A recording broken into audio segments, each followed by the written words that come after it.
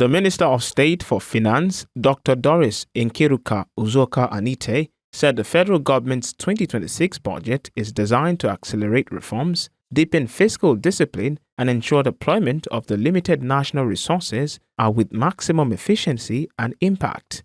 Speaking at the public hearing on the 2026 Appropriation Bill organized by the Senate Committee on Appropriations at the National Assembly, Abuja, Uzoka Anite said the focus of the administration has shifted from budget formulation to measurable outcomes.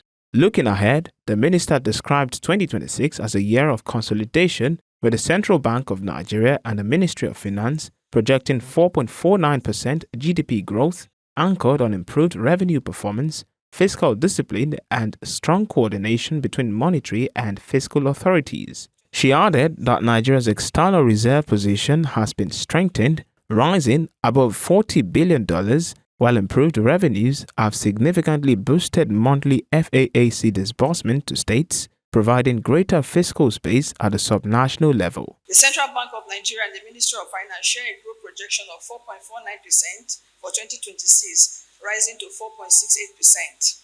Inflation is expected to ease gradually with a target to bring it down below 13% by the end of 2026. To meaningfully reduce poverty and unemployment, Nigeria must sustain growth rates of 6 to 7%, well above population growth. The 2026 outlook shows progress, but it confirms that acceleration must be engineered. In his remarks, Deputy Senate President Senator Jibirin Barawu, who represented Senate President Godswill Akpabio, said the 2026 budget was not about spending more, but spending better, and stressed that the appropriation must translate into real impact for Nigerians. Keynes once observed, the difficulty lies not so much in developing new ideas as in escaping from old ones. Our task, therefore, is not simply to spend more, but to spend better.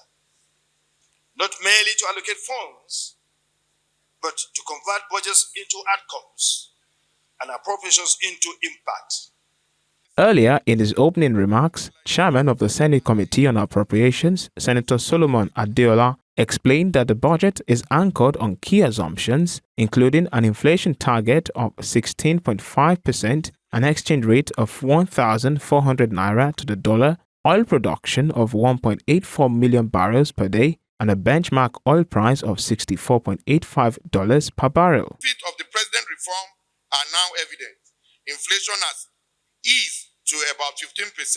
Foreign reserve exceed $42 billion. The exchange rate has stabilized, and the downstream sector, petroleum sector, is fully market-driven.